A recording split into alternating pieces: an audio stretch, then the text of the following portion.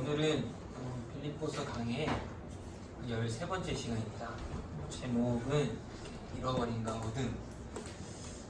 어제 로마서 강의랑 좀 비슷하죠? 네, 제목이. 어제 제목 뭐였죠? 네. 잃어버린가 얻음.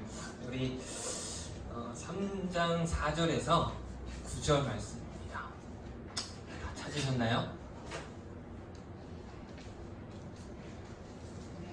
우리 PPT에 나오니까 우리 다 같이 한번 읽어보도록 하겠습니다. 시작.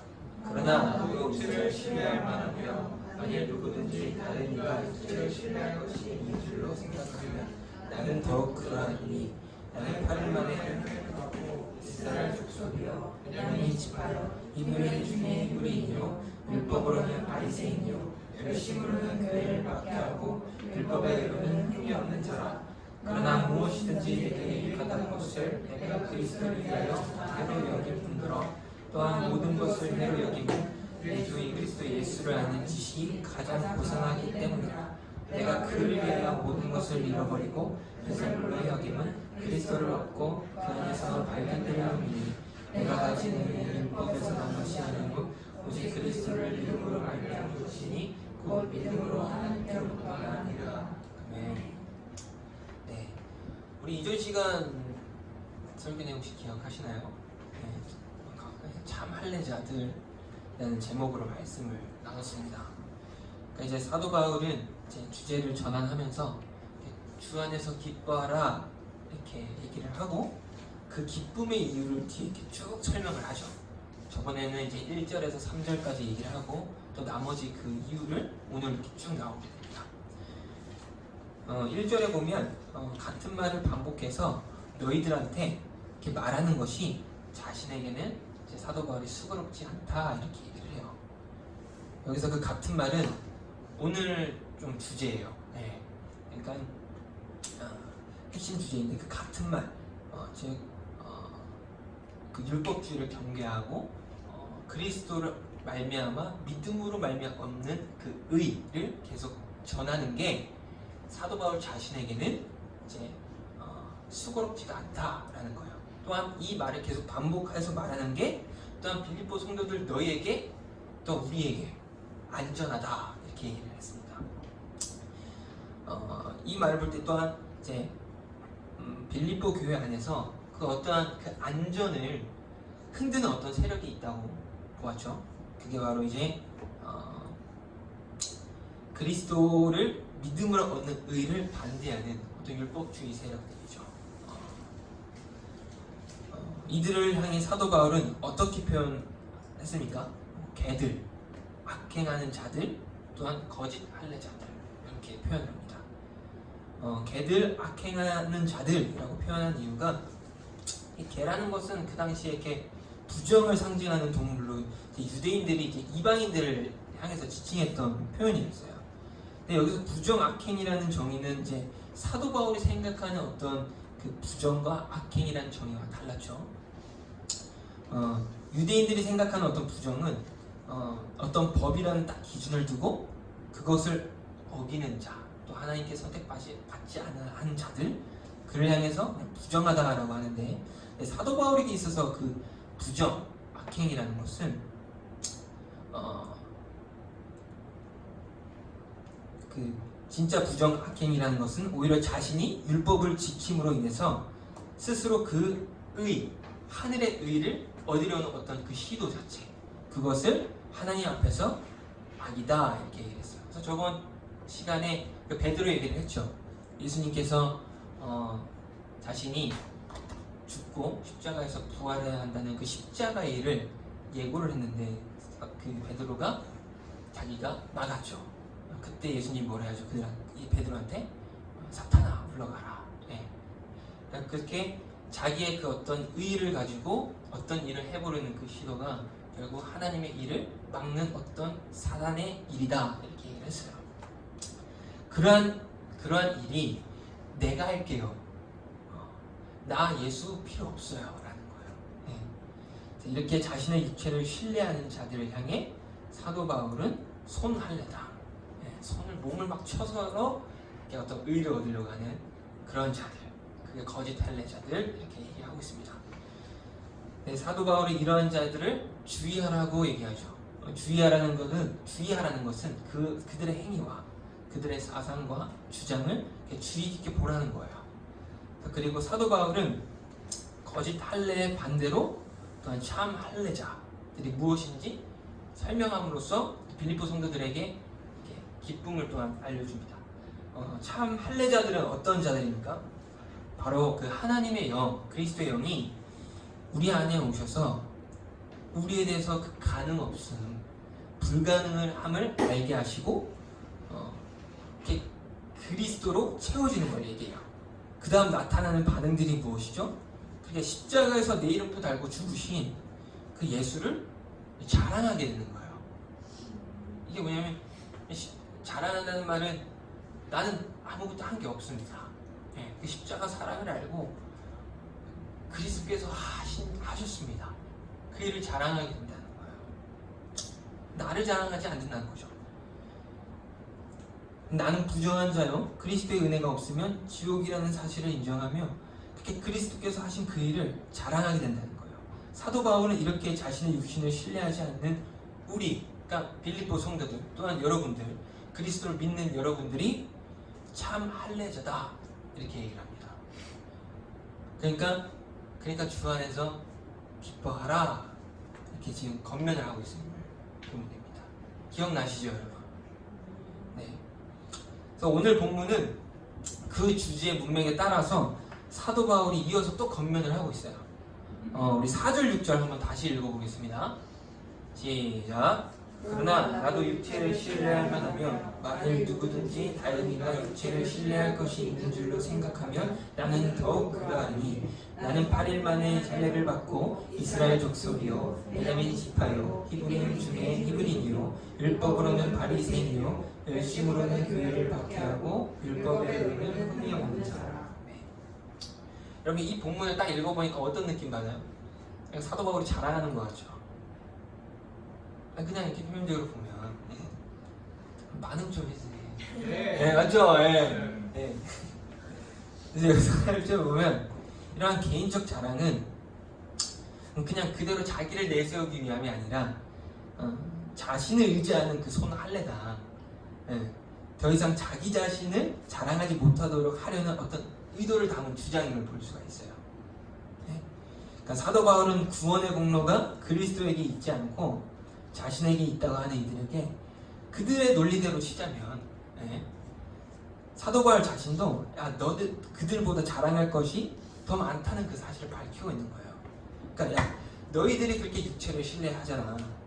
그렇다면 그 신뢰로 구원의 공로를 삼는다면 나도 너희들보다 더욱더 공로를 내세울 수 있다 이렇게 얘기를 하는 거예요.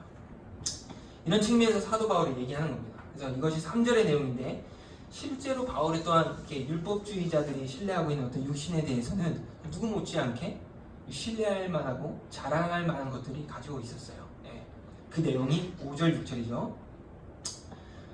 5절 6절을 보면 사도 바울이 자신이 이전에 신뢰할 만한 것 육신의 일들을 쭉 나열을 해요. 보면 이 구절을 요즘 시대로 말을 하면 나 모태신앙이요, 나 3대째 목사 아들이요, 3대째 뭐 장로 아들이요, 11조 헌금 한 번도 빼먹지 않고 하나님께 바쳤어, 주일 성수 이만큼 했어요 라는 거예요. 그냥 이렇게.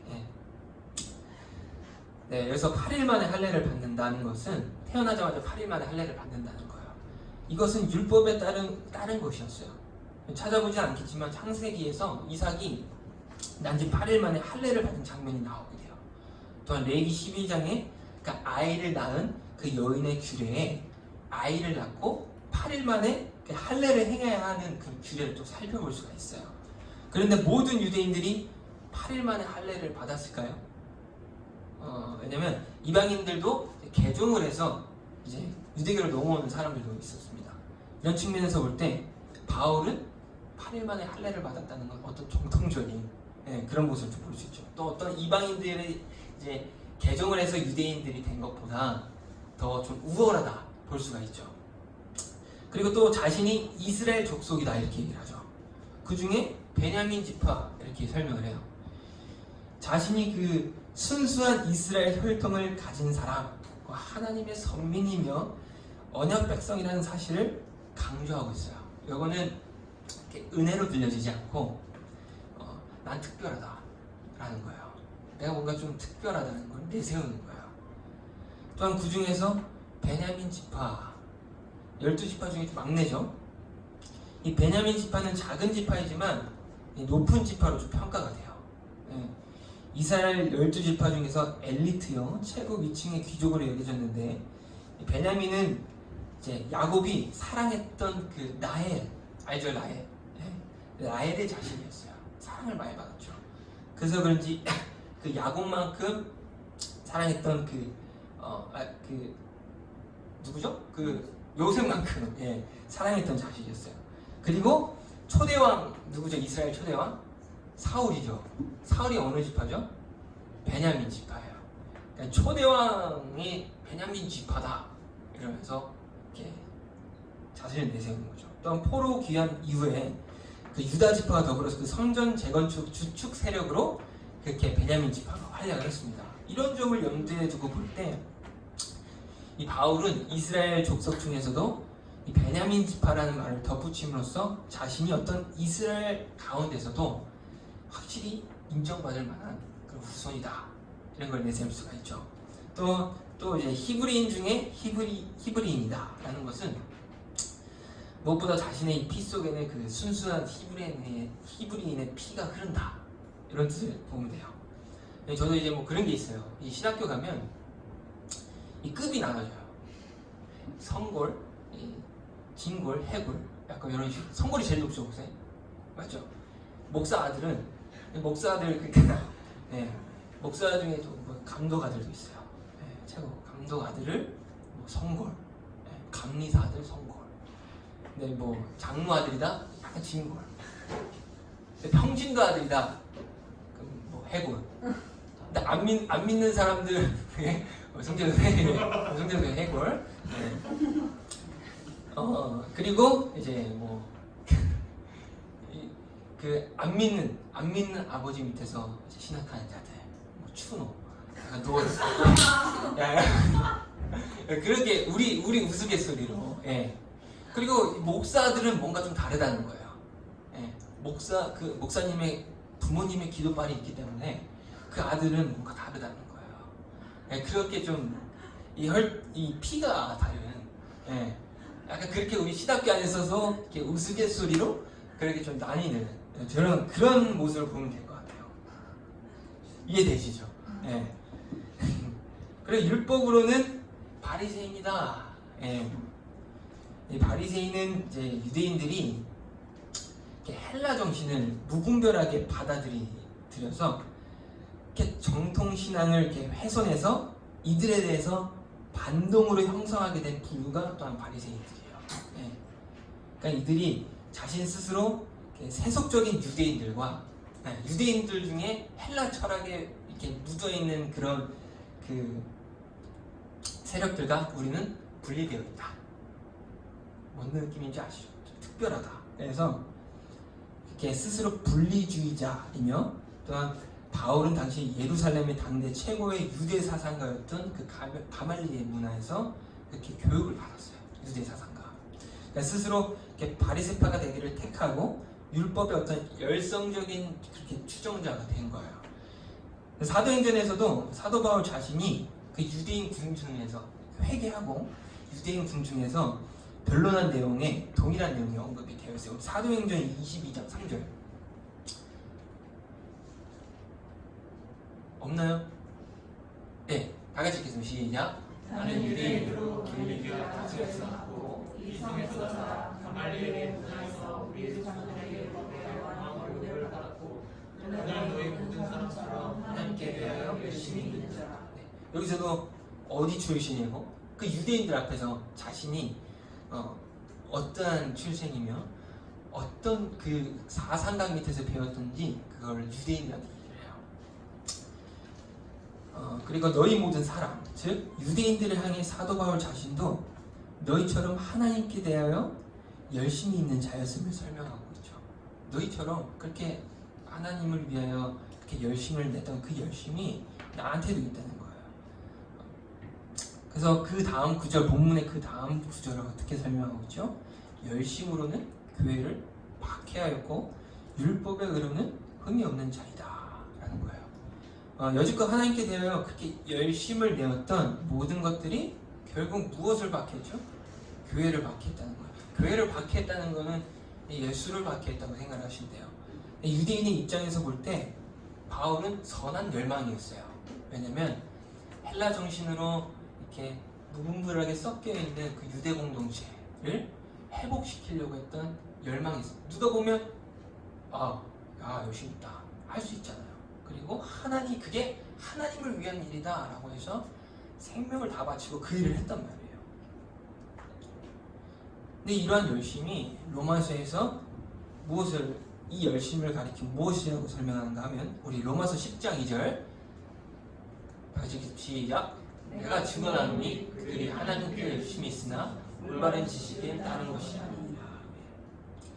올바른 지식에 따른 열심이 아니라는 거예요. 네. 올바른 지식이 아닌 열심의 결과는 결국 특히 교회를 박해하고 예수를 박해한 거예요. 그래서 바울이 예수를 만날 때 주님이 바울을 어떻게 말씀하시는가 그 다음 구절 한번 보겠습니다. 시작. 대답하되 주여 누구시니까 이르시되 나는 내가 박해하는 예수라. 그러니까 자신이 이스라엘을 위해 하나님을 위해 올바른 지식을 가지고 섬기는 줄 알았는데 그것이 예수를 박해한 것이 같다는 거예요. 지금 이 말씀을 보면요 담에삭 도상에서 그 예수를 만나는 장면이에요. 그러니까 올바른 지식을 가지지 못한 바울이 이렇게 주님 만났는데 주여라고 외쳐요. 근데 그 주님이 누군지 몰라요. 맞죠? 주님인 것 같은데 그 주님인지는 그 주님이 예수인지는 모르는 거예요. 이게 잘못된 열심을 가지고 있는 자들의 실상인 거예요. 네. 이전에 제가 주여 그냥 삼창 외쳤던 그런 열심 아니에요. 진짜 크게 외쳤거든요. 그렇게 크게 외치면 주님 들을 줄 알았어요. 네. 그러니까 어떤 주님인지는 모르고 그냥 주여를 그냥 크게 외친 거예요. 그게 열심. 네. 그럼 들릴 줄 알았어요. 한태야? 이럴 줄 알았는데 한태야? 이럴 줄 알았어요. 그러니까 그런 모습이에요. 네. 그냥 어떤 그 생명이고 진리인 그 예수를 모르고 어떤 내 열심으로 그 주를 막 외치는데 누구시니까 그냥 저 상태예요. 누군지 모르는 주여를 외치는. 네.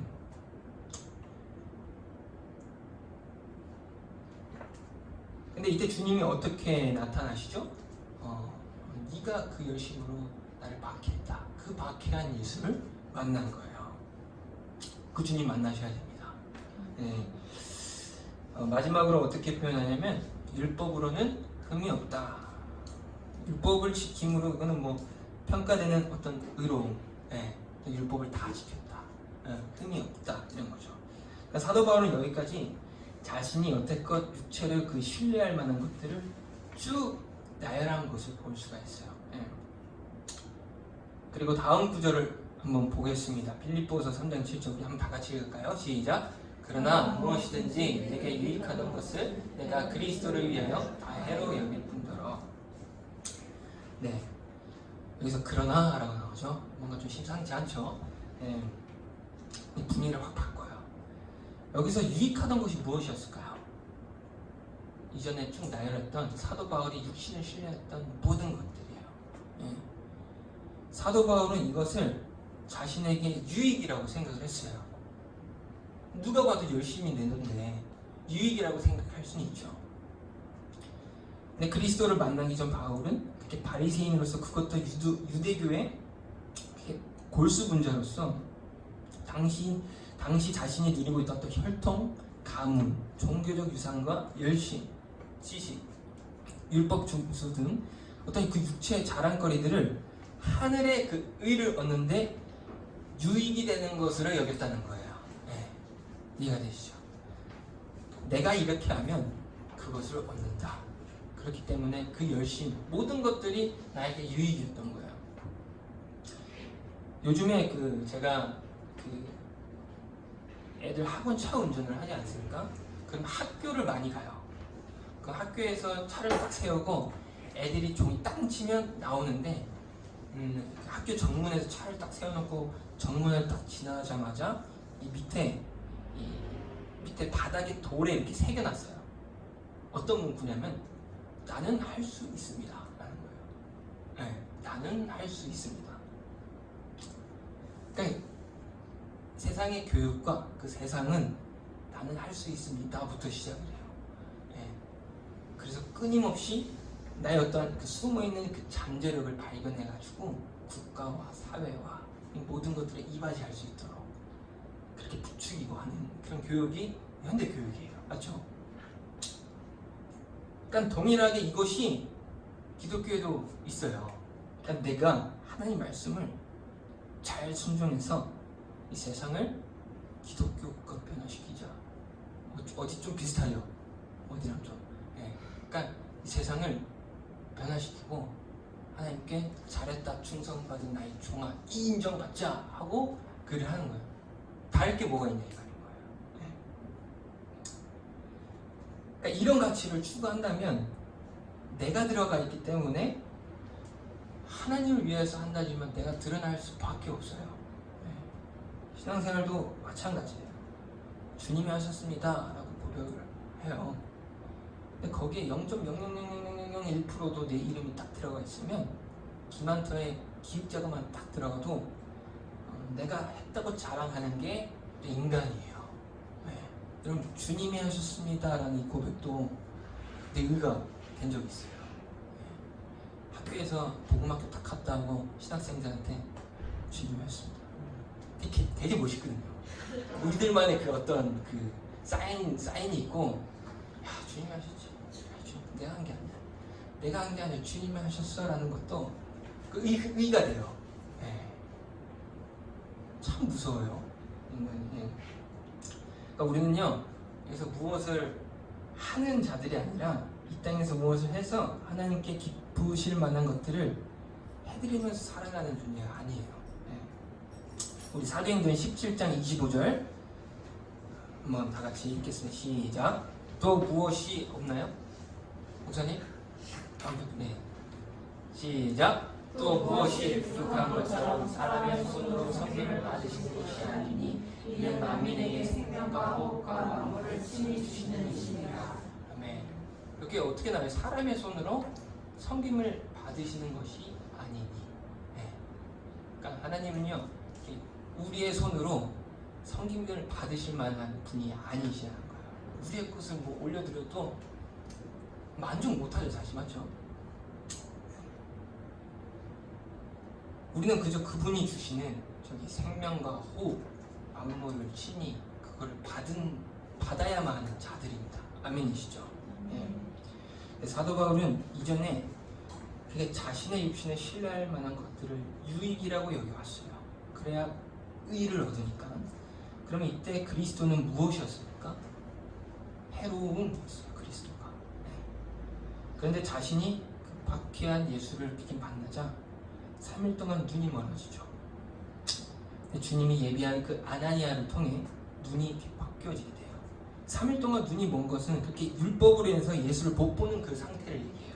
우리 고린도후서 3장 15절에서 16절 다 같이 읽겠습니다. 시작. 오늘까지 모세의 글을 읽을 때 수건이 그 마음을 덮어두라. 그러나 언제든지 수건을 덮으면 그 수건이 벗겨지리라. 그렇게 율법, 즉 말씀을 이렇게 행위로 읽은 그 상태를 수건이 그 마음을 덮었다라고 말을 해요. 주께로 돌아가면 그 수건이 어떻게 되죠? 벗겨지리라. 네, 바울이 그 수건이 덮어진 상태에서 수건이 벗겨져 그 예수를 또 본 거예요. 그 예수를 보고 오늘 본문에 사도 바울은 어떻게 표현하냐면 그리스도를 위하여 해로 여긴다. 모든 것을 해로 여기고 모든 것, 여태까지 자신의 의를 위해서 그 의를 얻기 위하여 자신의 그 열심과 그 가치를 그리스도를 얻기 위하여 그 모든 것을 해로 여긴다는 거예요. 완전한 가치 변화가 일어나게 된 거예요. 네. 성도는 이 가치 변화가 일어나게 됩니다. 여태 자신이 그 유익하다고 생각했던 것들이 자신에게 해로움임을 알고 진짜 유익이 무엇인지, 또한 생명이 무엇인지, 진짜 참 가치가 무엇인지 알고 그것을 향해 달려가게 되어 있어요. 아멘이시죠? 그 다음 구절을 살펴보면 그렇게 사도 바울이 여태껏 유익이라고 여겨왔던 것들을 해로 여기는 이유를 설명합니다. 우리 3장 8절에서 9절 다 같이 읽겠습니다. 시작. 또한 모든 것을 해로 여김은 내 주 그리스도 예수를 아는 지식이 가장 고상하기 때문이라. 내가 그를 위하여 모든 것을 잃어버리고 배설물로 여김은 그리스도를 얻고 그 안에서 발견되려 함이니 내가 가진 의는 율법에서 난 것이 아니요 오직 그리스도를 믿음으로 말미암은 것이니 그 믿음으로 하나님께로부터 나니라. 여기서 모든 것은 아까처럼 얘기한 것처럼 사도 바울이 그렇게 유익이라고 생각했던 그 모든 것이었어요. 그 여태 유익이라고 생각했던 그 율법 지킴, 전통, 혈통, 이것을 해로 여기는 이유는 어떻게 말하고 있습니까? 예수를 아는 지식이 가장 고상하다. 고상하다는 말은 이 세상 모든 것 위에 존재하는 가장 것 중에 가장 고상한 궁극적 가치, 이 세상에 있는 모든 것보다 더 위에 있는 어떤 고상한 그 가치인 거예요. 그걸 고상하다라는 말인데, 사도 바울은 이 진리를 알기 전에는 결국 자신이 귀하다라고 생각했어요. 근데 눈이 벗겨지고 그 진리를 알자 모든 것 위에 모든 것이 그 예수가 모든 것 위에 귀한 가치로 여겨지게 된 거예요. 이렇게 바뀐 거예요. 이것을 얻기 위해서 여태 귀하고 유익이라고 했던 것들을 해로 여기게 된 거예요. 이것을 얻기 위해서는 이것이 해가 된다는 거예요. 맞죠, 여러분? 내 의가 있으면 그 하나님의 의가 안 들어오잖아요. 하나님의 의를 얻기 위해서는 내 의가 박살이 나야 그 의를 얻는다는 거예요. 그렇다면 여기서 예수를 아는 지식이 무엇일까요? 아는 지식으로 번역된 그노세우스의 원형, 그노시스는 어떤 구약 히브리어의 원형, 그 야다의 영어예요. 번역어. 야다는 어떤 상대방의 어떤 외적인 신상을 파악하고 어떤 정도의 지식, 그냥 예수는 이런 사람이다, 어떤 지식적인 그 지식을 얘기하는 게 아니라 어떤 상대방과의 어떤 직접적인 관계, 그리고 어떤 그 사람의 본질을 다 아는 것. 이단은 또 이제 부부가 결혼 관계 속에서 서로 이렇게 전 인격적으로 온전히 알 뿐 아니라 그 어떤 성적 연합, 동침하다라는 그 의미를 담고 있는 그 알을 나타내요. 그러니까 그 예수를 아는 지식은 그 예수의 그 정보의 지식, 네, 예수는 이런 분이구나, 이런 분이야, 어떤 교리적 동의 수준이 아니라 진짜 내 안에서 그 모든 것을 유익이라고 생각했던 것들이 해로움을 당하고 진짜 그 예수가 귀하다는 사실이 내 안에서 인식이 되고 실제가 되었던 그것을 그리스도 예수를 아는 지식이라고 해요. 여러분들 복음 만나셨을 때 그 경험, 그걸 안다 그러면 돼요. 사도 바울이 에베소 교회에게 어떤 것을 자꾸 알기를 원한다고 이렇게 설명을 해요. 그 내용이 무엇이냐면 우리 에베소서 1장 19절 한번 다 같이 읽겠습니다. 시작. 그의 힘을 믿음으로 역사하심을 따라 믿는 우리에게 베푸신 능력에 지극히 크심이 어떠한 것을 너희로 알게 하시기를 구하노라. 사도 바울은 그 주님이 우리에게 베푸신 그 능력에 지극히 크심이 어떠한 것임을, 우리에게 베푸신 능력에 지극히 크심이 어떠한 것임을 에베소 교회 또 우리에게 알기를 원한다는 거예요. 그 알미 뭐냐면 에베소서 3장 15절에서 19절 다 같이 읽겠습니다. 시작. 이름을 주신 아버지 앞에 무릎을 꿇고 비노니 그의 영광의 풍성함을 따라 그의 성령으로 말미암아 너희 사람을 능력으로 강건하게 하시려며 믿음으로 말미암아 그리스도께서 너희 마음에 계시게 하시었고 너희가 사랑 가운데 뿌리가 박히고 터가 되어져서 능히 모든 성도와 함께 지식에 넘치는 그리스도의 사랑을 알고 그 너비와 길이와 높이와 깊이가 어떠함을 깨달아 하나님의 모든 충만하신 것으로 너희에게 충만하게 하시기를 구하노라. 사도 바울이요 무릎을 꿇고 교회를 위해 기도를 해요. 그게 뭐냐면 그 내용은 지식의 어떤 그냥 일반적인 그 지식에 넘치는 그 그리스도의 사랑을 알고 그 너비와 길이와 높이와 깊이가 어떠함을 깨달아 하나님의 모든 충만하신 것 예수죠. 그러니까 너희에게 그게 충만하기를 구한다 이렇게 설명하고 있어요. 그리스도의 사랑을 아는 거죠. 그 너비, 길이, 높이, 깊이를 아는 거예요. 근데 이것을 알기 위해서는요 성도에게 있어서 과정이 있어요. 내가 어떠한 자인지 그 깊이와 길이와 넓이와 높이를 알면 돼요. 맞잖아요, 여러분. 네. 내가 어떠한 자인지 밑으로 그냥 땅으로 이렇게 곤두박질 치는 그런 자, 이게 높게 가는 게 아니라 내가 어떠한 자인지 보면 되는 거예요. 그때 그만큼 누가 채워지죠? 예수의 사랑이 그때 채워지는 거예요. 그만큼.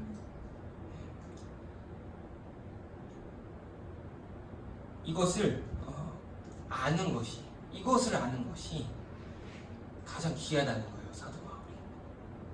그분이 나를 향한 그 어마어마한 사랑이 담겨져 있고 그 사랑을 받으면 받을수록 내가 자격 없음을 알고 나는 그렇게 면목 없음. 그 자리로 내려가서 그분이 하신 일만 남는 그 일. 그거를 아는 것이 가장 귀하다는 거예요.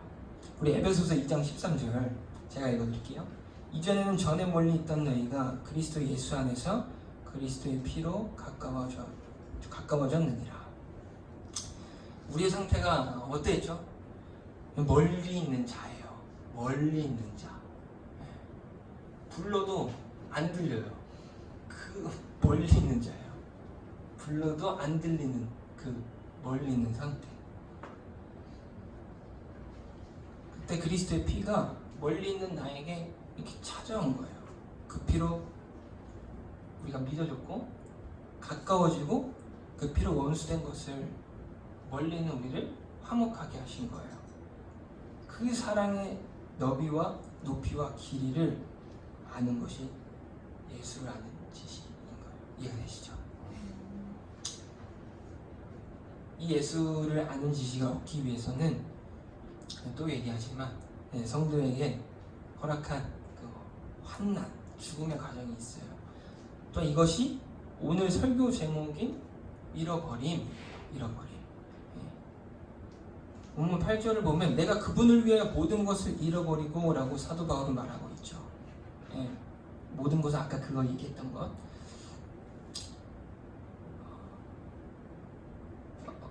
나의 어떤 결단, 의지로부터 시작되는 모든 것이 누구로 인해 잃어버림을 당하는가 하면 하나님으로부터 잃어버림을 당해요. 왜냐하면 잃어버리다라는 이 단어가 수동태로 쓰여져 있어요. 내가 잃어버린 게 아니라 내가 아닌 다른 어떤 주체로 인해서 잃어버림을 당한다는 거예요. 자기 부인이죠.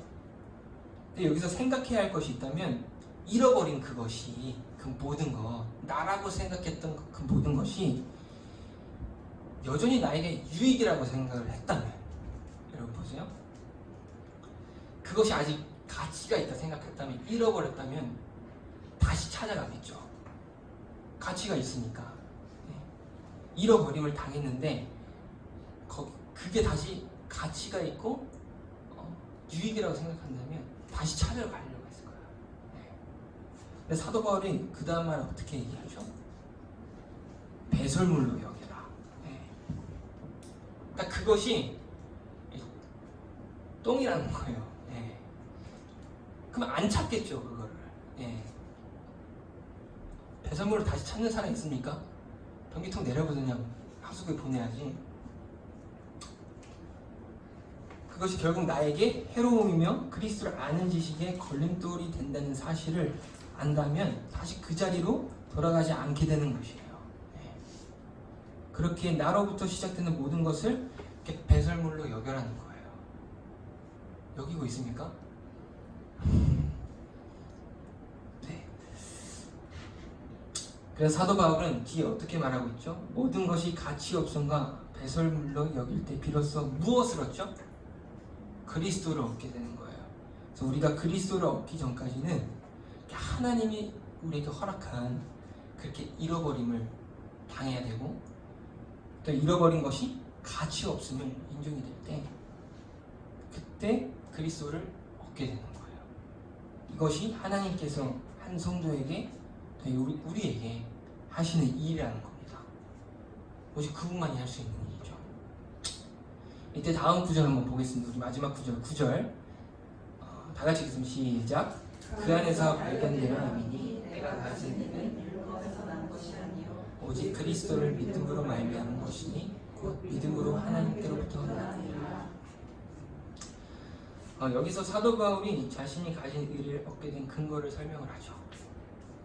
그 의는 나로부터 시작된 나의 의지, 어떤 실력에서 나온 것이 아니라 오히려 그것이 참이신 그 참의이신 예수를 얻는데 해로움임을 알게 되고, 나에게 얻은 의는 오직 예수를 믿는 믿음에 근거하여 얻게 된 것이다.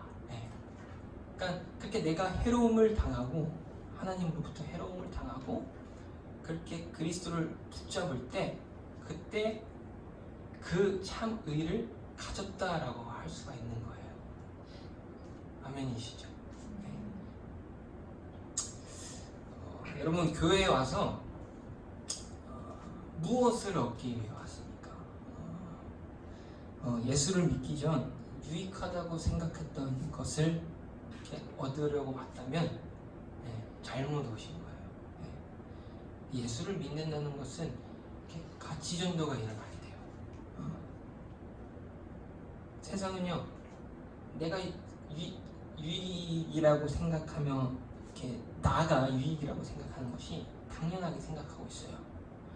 근데 교회는요, 그것이 또 가치 없음으로 여겨요. 가치 없음.